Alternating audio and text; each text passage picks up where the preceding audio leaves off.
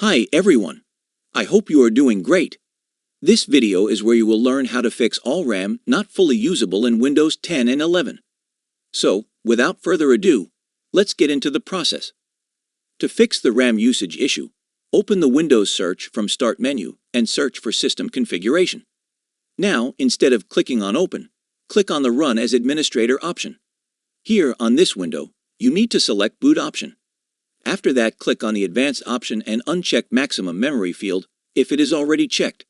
Now, click on OK. After that, apply the settings and close the window. You may need to restart the PC to implement the changes properly. I am exiting without restart for now. Now the next process is also a bit similar. Access the search bar in the Start menu again. This time search for Registry Editor. Again, instead of opening the app directly, click on Run as Administrator. Now you'll see this type of list on the top left corner of the window. Click on Key Local Machine, then select System. Then click on Current Control Set and then select Control. Afterwards, scroll all the way down until you find this Session Manager option. From here, click on the Memory Management option.